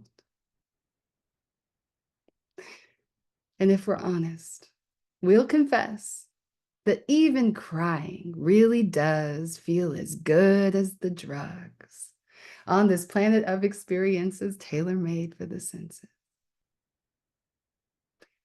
Welcome back to Eden, where we're obsessed with penetration. Because the deeper you can go, the greater the sensation. And when you look at it that way, sex can't be a sin, and we could never be cast out of what we exist in. You see, there is no skin in the other dimensions.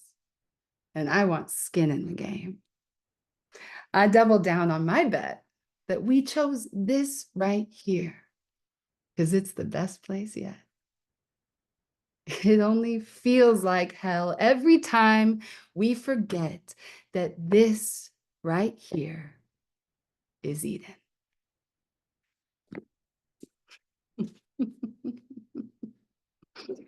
Thank you, thank you, thank you, thank you. To Eden, to the lovers.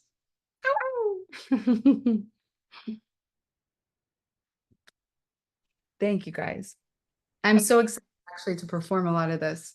My inner shy girl is about to get alchemized so hard this year because I am realizing that behind or beyond all the nerves I felt about public speaking, I actually love to perform, and there's so much life I get to bring into the poetry.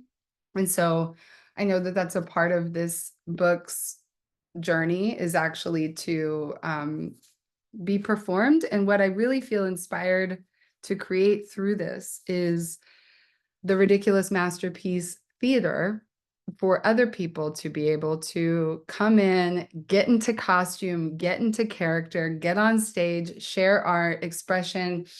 And I'm actually opening a little community space in the next few days, soft launch.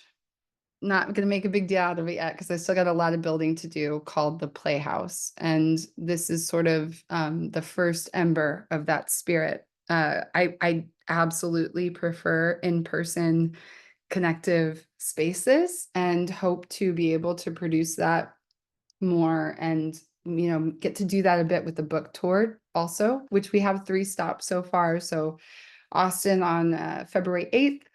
If for any of you guys who are here, yes, Michelle gets it. She sees it. She knows the right emojis. Yes, totally. All those emojis for sure. So February 8th, Austin, February 21st, LA, and March 2nd in Miami is the tentative. But I really want to get out and about in a lot more places, maybe some Colorado and New York, and I don't know, you guys send me your votes. But I want to bring the whole kit and caboodle of expression, dance, costumes, poems, connection, love, our voices. And so that is my new mission as I step into that myself, is to really devote my energy to creating these spaces where I can be a cheerleader for all the artists like me who've been just like teetering on the brink of resistance and like the full breakthrough for who knows how long. And so I hope you guys will join me for more calls and more connection. And I'm so grateful and I'm excited to hear from you. So yeah, Crystal, my sister, come on in. I'm so happy for you and proud of you and your epic. And we were chatting it up a little bit earlier in the chat, asking if you have thought about making this audible in any way because of the way that you actually read it. It's something else. Thank you so much. Yes, I love you, by the way. And thank you. You've been such an inspiration. You're so devoted. You're so powerful, and just really appreciate you being here. Yes, I forgot to mention that I've already recorded an audiobook, and the audiobook is a lot of fun. It has some sound effects. It's really beautiful. My friend Sam Botner out of Austin, he's a sound engineer, and he's also a like multi-instrument musical wizard, singer. Like, he's so epic. So I'm gonna start talking about that more and tagging him. And it turns out, for those of you who haven't gone through this process, since we have these, like, I'll just share this because I think it's interesting insight. I had no idea how complicated it is to get your work into even Amazon. It's like a whole it's just a tricky system because they have lots of filtration for like bots and things like this, and you have to do all this, you have to submit things in a certain way or they get kicked back or rejected. And so we did all this work to launch the audiobook at the same time as the the hardback book. And it turns out that Audible will not host your book unless you have an active ebook on Kindle. So they just get you from all directions. And so now we had to we had to create an ebook, submit the ebook. And then once that's all the way online, which I didn't want to do an ebook honestly that much because I'm an old-fashioned gal and I'm just like, if y'all want to read it, get the real deal, baby. Like that's what I really want. But I just feel like it's too easy to get digital products and not really be with them in the same way that I am with tangible books. And tangible books, it's like I'll come back to it for years. But a digital product, I'll lose it in my files. I might enjoy it for like a day or a moment, but it's very difficult to go back to that. So I was really hardcore. I was like, I don't want an ebook. Nope. And then we did all this work to create this beautiful audiobook, and they're like, you have to have an ebook. And I was like, okay. So yeah, at some point, the gods of Amazon, lowercase g, will approve my audiobook and I will get to share it with you guys. And I'm really excited. I think it's going to be fun also to listen to it while looking at the page, just to get a little bit more of the full experience because it's also quite visual as well. All right, Brittany, come on in. Thank you for your love and presence. Hello. Sorry about that. Hi. Thank you so much for sharing everything that you've shared with us and doing this so last minute. I actually only connected with Aubrey, I think, on Monday and connected with you 20 minutes ago. And I feel why I'm sharing is I'm not someone who actually often shares. And this week has been a very big week of sharing and sharing my poetry. So how this has like lined up has been so crazy because even like I always have carried We're All Mad here, and it's funny because it's right next to Austin. Um, and like everything, like my poetry page that I had started in the summer, and I shared it with my three best girlfriends. And so on Tuesday, I finally released a poem about the grief that I have been through, and I relate to your father's brain cancer, not my father, but a lover I had for many years. And when I was 23, it happened. So the poem I had written, um, so my page, all I have to say is called Black Ink Writing because I only write in black ink. But my signature color is red lipstick, and I only wear red lipstick. And if you like look at everything, my butterfly girl has only red lipstick on. Everything is black. I guess I can get up. Sorry, guys. So everything to me is like often like black, and I have Dante's Inferno. So when you said the Divine Comedy, I was like, what? And recently, talking about lovers, sorry guys, I'm getting into so many things because of how like kismet this feels. I had an artist come and draw hearts all over my wall. He graffitied my entire space. So I finally shared my one of my deepest poems that talks about the grief of who the people that I've lost in my life. And yeah, so it's called Black Ink Writing. And finding like landing on your page 20 minutes around deciding, do I share this? Who do I share it with? And when I'm ready to. And eventually I was like, maybe I'll write a book.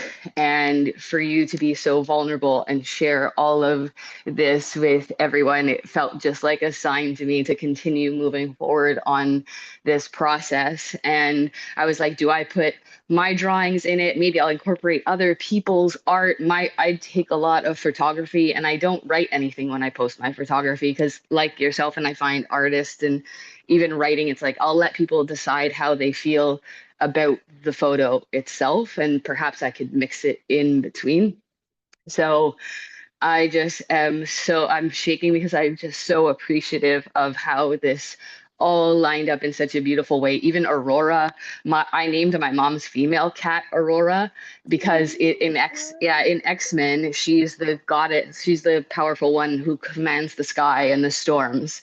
And I've always loved that and felt like I've had this fire and storm inside of me my whole life, being extremely different and passionate and um and I was just, I can't, I'm so like, this is so beautiful. And I love, thank you for this like container, this space, all the individuals here. I see their excitement and they're moving, their support of you. I'm like, so this is what it would feel like to actually move forward with a project like this. And I, yeah, I thank you.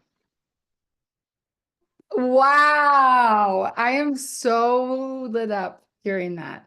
That's that's it. That's the ridiculous masterpiece. It's like when the threads start to weave a pattern and you're like, oh my God, it all has meaning. Like there it is.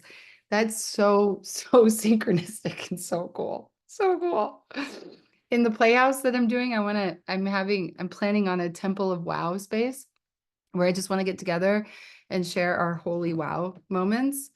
And I think it'll feed them. Like we'll just keep finding the others and it builds like a gravity of magic, which is like the fact that you shared the magic that you're seeing, it helps feed the energy where everybody on this call will now be more likely to attune to those magical threads that are weaving all together in our own lives. And so what an honor. What an honor to affirm you. Yes, keep going. Fuck yes. I hope when your book is born, I get to see some of your drawings in there because that's what I did, just like a few, but yeah, supreme bow to the artist in you with the black ink. The red ink in me sees the black ink in you. And I love to see it. Thank you so much for tuning in, Brittany. Really, thank you. Amazing. All right, my girl. As I used to call you Andrea, but Drea. Come on, babe. Yes. Yeah, it turned to Drea because people couldn't say Andrea. Um, like just call me Drea. So I feel like Brittany, your share kind of like goes in time with my question because, well, first of all, Caitlyn, I'm so freaking proud of you, dude. Like, so exciting. So there's that, and I like how you kind of brought everything and you go in about the details because that's what life is about, right? You wonder like, why am I going through this? And you're just so like, you have all these thoughts, all these questions, and you wonder how it all ties in, and then the big show never arrives because the whole thing is the show. And and I'm just like, this is just so beautiful. So Brittany, hearing you and hearing all of your excitement and you're weaving all the details and you're connecting them, right? And so and also thank you for reading to us. That was great. I was like, this is so beautiful. I felt like I was like in story time. It was awesome. But I think that my question for you is, it's very obvious that you're able to kind of grasp our attention and kind of help us to gain our power back, right? Like, hey, don't forget, this is your story, like quit fucking around. Let's do this. When did you feel, I guess just a quick detail. I find that a lot of the females that I spend time with are just, they don't see themselves. And I'm just kind of constantly their cheerleader. I'm like, dude, like you are so powerful in so many ways and you don't see it. And when did you feel like you had arrived at a time where you could actually say, hey, you can do this, like you got this, because not everybody has like this power to be able to explain it. So that's my question. That is a very good question. Thank you so much for every piece of that. In some ways, uh, yeah, you know what? I was gonna say in some ways I still feel like, but no, you know what? I'm gonna call in the moment where I know it's possible, and that's that same old pattern of being like, oh, I'm still in my process. Like, no, I'm gonna plant a flag. I'm here. I know what I'm capable of. So I'm gonna like thank you to that part of me that needs to diminish the moment. I'm gonna set her free. We're good. Yeah, no, it's taken a long time for me to feel actually like rooted in that trust in my own path where I can say that with certainty to other people because I've also I've also had like what you said about like that moment never comes. I mean, I feel like so much of my life felt that way. It felt just like such a grind. And it was like prayers that weren't answered. Still, right now in this moment, there is a big prayer being answered. And there's also, 10 that haven't been answered yet. And they might never be answered. My father's death was one of them. It was like, there have been massive blows to my faith. Um, and the memory of that still it creeps up when I'm in those moments of doubt, when I'm worn out, when I'm tired.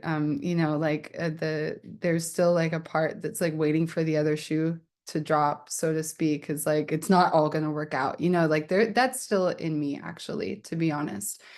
But the only thing that's kept me um the only thing that makes it all worth it is committing to the part that we can do, which is we can create, and everything I have actually followed through on creating has been a miracle.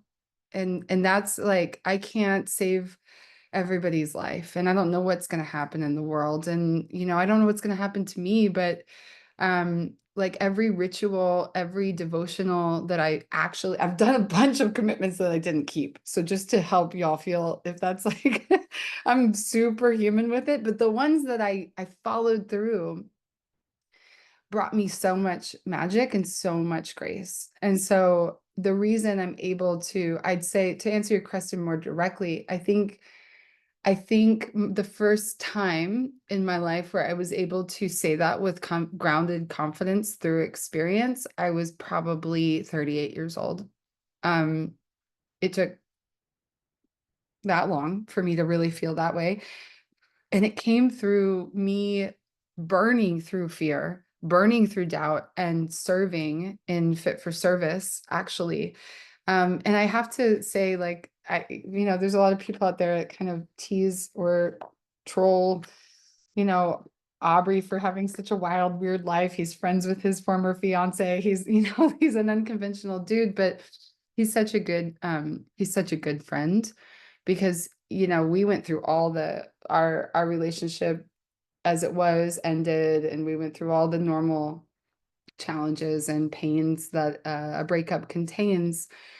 But we were always really good friends to each other. And when we came back in friendship, he never let that part of me that doubted like win. And he invited me to be a coach and Fit for Service, even with all my nerves. And he was like, we need you.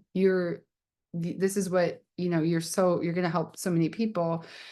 And once I got there and I started helping people and I started sharing my medicine, and I was fucking terrified. Like the first workshop I taught, I was certified in Kundalini yoga, and I was just like guiding in the front of the room. And on the inside, I was like so nervous, so scared, just so like overheating. And I still do that on Zoom calls sometimes. But once I got there and I started to feel, long answer, a little bit shorter, is once I started to feel that my path was actually helping someone else, one other person.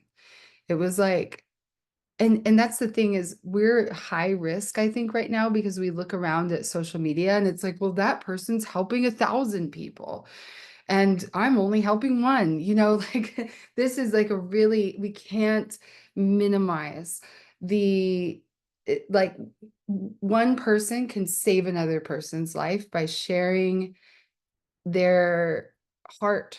You might never know. I've had some emails from people that like reached out to me like a year later and they were like, I didn't like you. I judged you, like, and then I started listening to you. And then I came to Fit for Service. And then you gave me the biggest breakthrough I'd ever had. And this is how my life has changed. And like, and so we just, but like everything shaped me. And that's what the ridiculous masterpiece is to me, is I wouldn't be the person that I am. I wouldn't have the compassion or the relatability or the ability to even help people who have gone through addictive patterns or dark nights of the soul or creative struggles or any of that if I hadn't lived it myself. And so those moments where you just help one person with your story exactly as it was, that's the point where the faith starts to come in. That's like when it gets so fucking hard and the prayers don't come and there's no light at the end of the tunnel. I know because I've been through a tunnel before and I've seen the light, and now I'm back in the tunnel and I know the light's coming and I know that I can create it.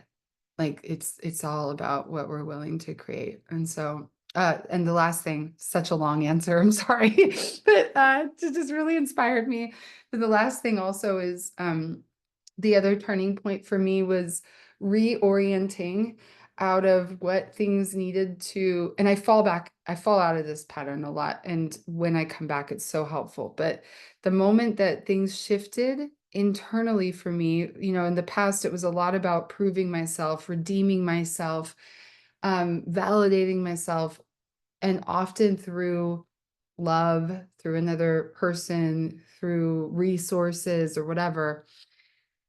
The moment that that shifted into my own intimate relationship with the divine, it like I've had such broken hallelujahs, as they say, where it's like I'm shattered, I'm lonely, I'm grieving, and all it is me and my altar, and all it is me and my like own, I'm listening to the messages, I'm praying. It's actually in the most broken moments of my life where I go back to my relationship with the divine. And when I do that, it's it life it like it's not easy, it's not painless, but it's so much more, I'm so much more awake.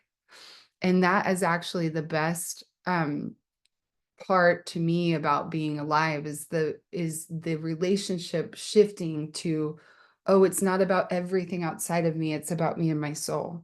And now when I fall out of paying attention to my relationship with my soul, I suffer. Like I feel the suffering start to happen, and it's like that's another way I can come back into faith, is just come back to the relationship, come back to the primary relationship, and remember, and like, I trust. This is it. This is everything right here. It's already right here. So I hope that's a good answer that was a lot.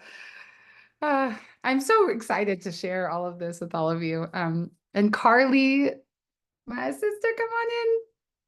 Thank you so much for the love. And thank you, Andrea. I'm going to call you Andrea. I can't do it.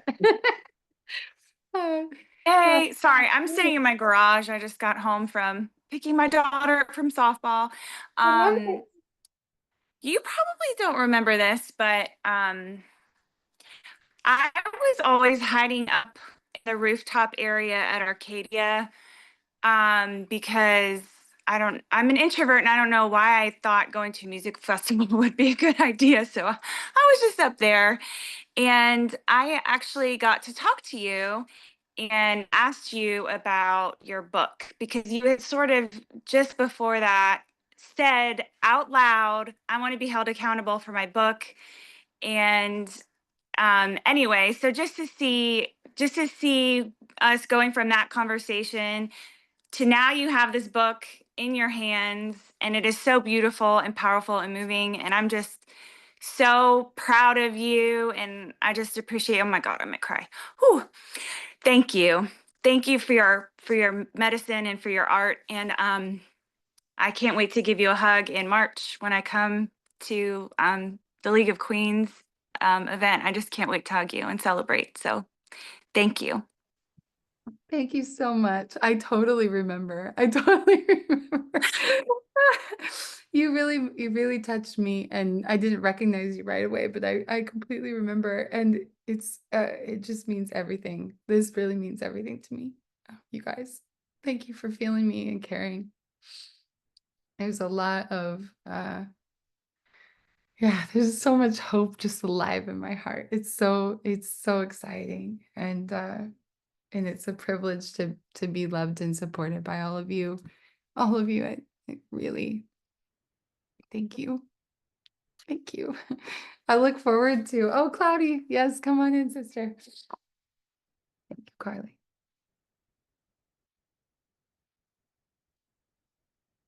I'm ready for you, babe. Am I unmuted? Can you hear me? No. Okay. Yes, now I can hear you. Okay, yay, thank you. Sorry about that.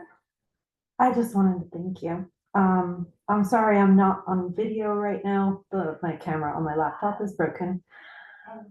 I wish you could have seen my reactions. Like I definitely cried during your readings, and you're so amazing. And I just wanted to share with you that I'm definitely one of the people that you've changed my life. I just thank you for sharing everything that you've learned. Every time that I go through something that's really difficult, that I'm like, I don't think I can get through this time. Everything that I've learned with you and everything that you've shared with me reminds me that I can. I love you so much. Congratulations, and I'm so proud of you. Thank you so much. Thank you so much. You've given me so much more than you can ever imagine. I still remember the very first email you sent me. And you've done nothing but amaze me, and I'm here for you forever. So thank you for being a part of my story, and thank you for letting me be a part of yours. Thank you so much. I love you, sister. I love you so much. Thank I you. love you too. Danielle, come on in. Thank you for being here. I'm just feeling how much the words from one of the poems that you read about tears being, just as wonderful as the drugs, like how they feel. Because I haven't stopped leaking, letting the waters flow, crying. We don't know each other. I'm so glad I got to be here. I've just watched your writing online and fallen in love with the way you look at the world.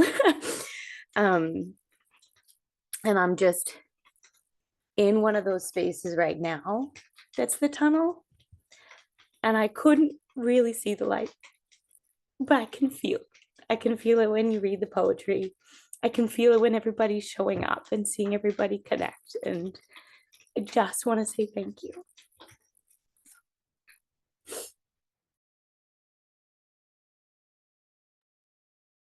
I'm so glad. Like, honestly, that's it. That's everything. That's everything. That's the only thing that's the only prayer I have is like, can I share something that opens that tunnel up? Because that's what it did for me. Poetry. That's what it's like. It saved me. I can find something I do is when I feel so stuck and so lost, I can go to some of my favorite writers, open the book like an oracle deck, and just be like, God, like, throw the card down. What do I need to hear right now? And I think it opens the channel, and like our inner light is the channel, you know? Um, and so I'm so honored that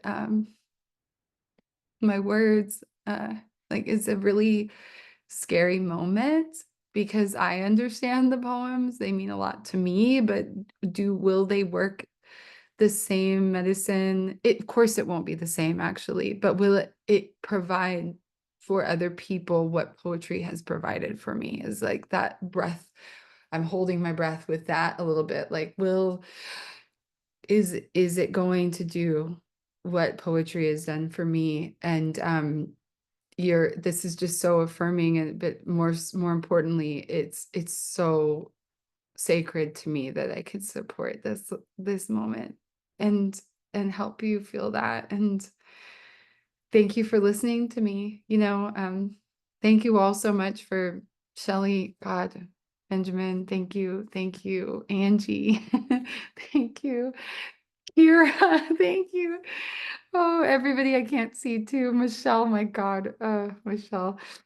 Um, oh, I just love you so much. And both of the Michelles. Oh God. It's so special. It's special to feel our constellation. I have a lot of close friends too. None of them are on this call. I didn't I didn't tell a lot of people about it, but thank you for being the sacred circle, like that I got to really, really, really share this with. And I hope I get to hug each and every one of you in person at some point, maybe this year. I'll be here. Yeah, Angie, come on in. I'd love for you to share and speak. Yay. I second and third everything everyone said, and I'm way too emotional to even try to speak because words are very hard for me. So I will take this somewhere completely different and ask you, did you write any poetry when you were in Greece? Because I am half Greek, lived in Greece for 5 years, and it's very interesting to me how, Eric, I am in the DAC and have been following Aubrey since when he was with Whitney. And the whole story, which seems weird, I feel like I'm watching something play out and I don't know these people. And I get so emotional. And then I think, God, am I creepy for following these people? And like, they're incredible. And I'm like in love with these people that I don't even know. And then I think something's wrong with me. But I did see the trip that you guys took to Greece, and I am half Greek. I lived in Greece for 5 years, did my master's degree up in Greece. And so to see you guys go and participate in the other part of my story that was a very proud moment for me. So I'm just curious, did you write any poetry in Greece?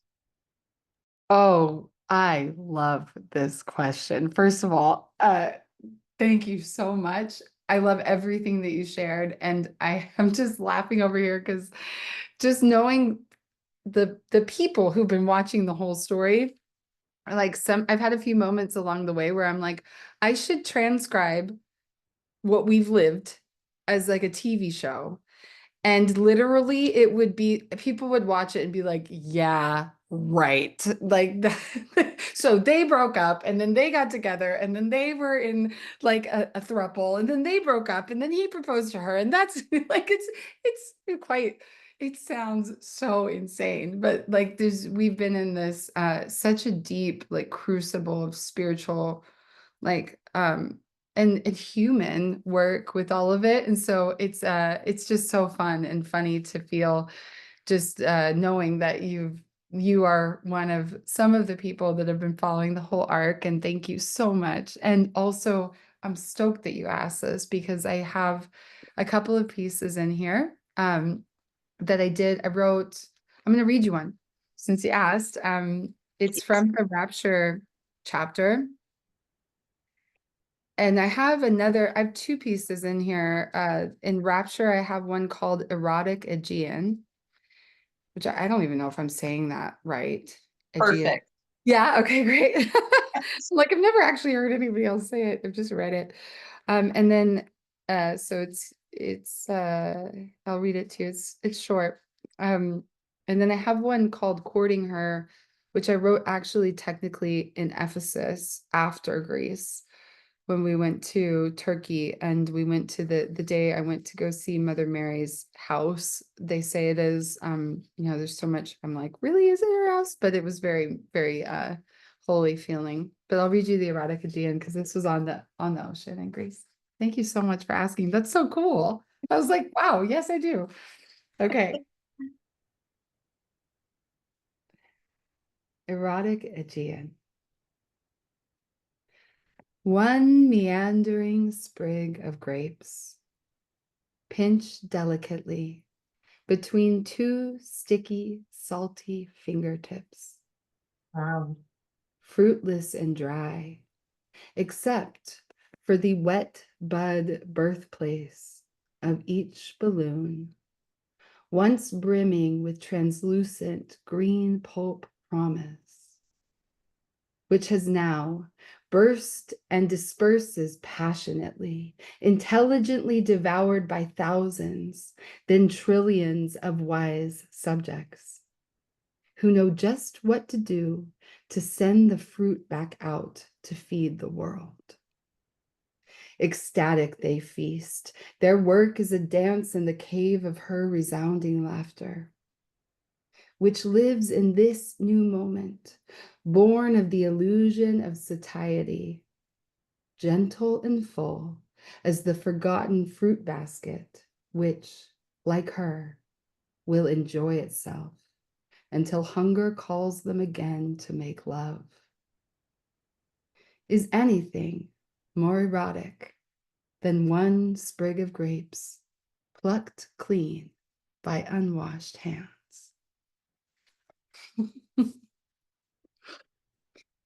Was Dionysus there that night? That's right. Dionysus is always here. Oh, that was one of the most exciting things about going to Greece is they worshipped balance, the duality of Apollo and Dionysus. It's actually balance. So they saw the essential nature of like of reveling in the experience of pleasure and art and wine and connection and expression. And that was also perfectly balanced by the intellect and the architecture of society and all of it. So yeah, yeah. I actually just started, I wrote down in my notes to write a new poem soon called Dionysus' Daughter.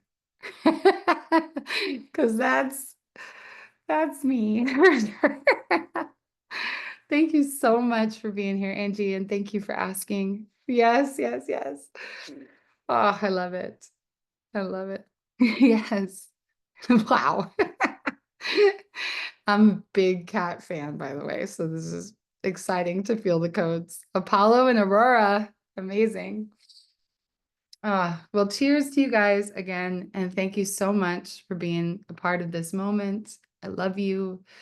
I hope if you get the book that you enjoy it and find something that really just invites you. Oh yes, come back in. I see that. Really quick question. Yeah. So I spend my time, I'm from Santa Barbara, but I work here on the East Coast, and I'm also here in Durham, North Carolina, which is where Duke is.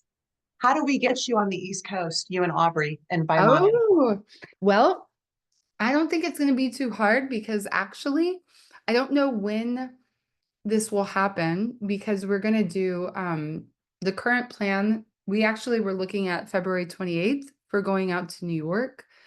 I don't know if that's close enough for you to access. But we're definitely going to be at the drawing board of like, okay, where can we go next? But oh yeah, go ahead. No, sorry to interrupt. I want to see you get in outside of LA, Seattle. I want to see you get inside of North Carolina, Uh-huh. a little more of the heartland. Okay. Okay. I'm gonna take that. I'm gonna take that into the meeting room and be like, this is what yeah, I've had requests for Colorado, and now we got the East Coast, the heartland. I'm gonna bring that forward. Yeah, I'd love to. I'd love to. I'm praying in for the resources and the blessings to be able to really take this in a lot of places and bring, the medicine and also also get to architect some interactive spaces. I really want that too. Like that's my personal vision is I want us to, get out there, share what we've created and offer. And I also have a new dream beyond the books and all my inner world stuff, which is, what are the interactive spaces I can create to bring all of you guys on stage and help us have co-creative, emergent fields of, you know, of creative expression. Like I want to feel what's possible there. So that feels like the next chapter. But yeah, definitely. I would love to come out there. And so I'll tell them, let's do this. Let's do this. I'm gonna really ask for that. I think we're hitting yeah. I think we're hitting like the quote unquote major cities first. So I know New York is on the docket, but we don't have a date yet. But then we'll be deciding other dates for different spots. And I think it's a cool thing also to think about what's in the radius of these bigger cities. With LA, we're going into a fit for service event after that. And then we're heading down to Peru to do a pilgrimage into the Chavin region to really sit with some some teachers down there for a bit. So then after that, it's kind of like an open canvas. And I'm like, ooh, what can we create here? So yeah, thank you so much. And yeah, Michelle suggested I reference League of Queens. I'm actually, one of the last things I'll share, we'll see, is, things are changing for me. I've been in Fit for Service for 6 years. I'm always going to be connected. My beloved is going to be taking over and building some new stuff with the current team. But I'm doing a trust fall into moving forward and creating exactly what it is that I want to create. And part of that is the League of Queens women's events. They're so fun. We've only done a couple, but I have some really big, exciting visions for that. And the first one, the most accessible, of course, is the Austin area in March. And I think it was Danielle and Carly will be here, or maybe it was just Carly on this call, but I like to make things a little different. So there's always some like dress up and ritual and really awesome co-facilitators. And I'm just really excited to have this space. It's also kind of scary because it's like I'm totally spreading my wings on my own. And I hope to magnetize the women that are feeling the call. But the community that I'm going to be co-creating with is incredibly potent teachers to work with. Wyra is one of my idols. She's also like a sister to me, but I've never met him like more. Wyra and Sigrid, two of the most devoted medicine women I've ever known. And Emma Zek, who's a wild Renaissance poet, will all it was the best experience. I loved every second. Yeah. If you guys feel called, the ladies in the house, if you feel called to join, I'd love to have you, and I would appreciate any support spreading the word. And I'm going to try to make this year a nice array of different access points, really accessible. I want to build community in this as the Revelettes, as the poets and creators, and really help, liberate expression in a playful way, and really help call forward all the queens into remembrance of the dignity and royalty and badassery that we are. So please do join me any chance that you get. And already tonight is enough. It's everything. So best way to connect with me. I'm going to drop my email here. That is my current best email. And you guys are welcome to reach out to me via email. I am also accessible through Instagram, but I will say I'm probably running like a 5-day delay. Sometimes if I just get in there and it happens to be like the top thing at my feed, I'll respond right away, but it's just a little bit of an overwhelmed situation in the DMs, but it's also always there. If it's not urgent, it's not a specific question and you just want to connect and reach out to me, please hit me up there. Yeah. And then soon after this recording or this call, I'm going to record it for the people who didn't, or have recorded it for the people who didn't make it. I'll share it with you guys. And in that, I'll include a couple more links if you want to join me in the Playhouse. It's going to be really $33 per month, which is really, really, really affordable. But it's just like, I just want to build the community. I'm super excited about how I've designed that space. So even if you come in for just a month or something to try it out, I hope you will join me, and we can feed our inner poets together and make offerings to the muse and help each other practice feeling comfortable expressing our wild creative souls together. So thank you so much, you guys. Thank you for going the distance, 2 hours. I really appreciate it. I love y'all. All right, fam. Well, thank you for celebrating my ridiculous masterpiece. She's out here. Y'all know the inside scoop now. And yeah, if you end up conjuring up any rituals for yourself with your own dream and your own creative vision, I'd love for you to share it with me, especially I think the more that we share them, sometimes it, it takes a little bit of time of just being intimate and private with it, but I'd love to hear the stories. I think it feeds them and gives them power, these devotions that we create to our art. So I want to meet your soul. So whatever it is that wants to come through, I'm here for it. Love you so much.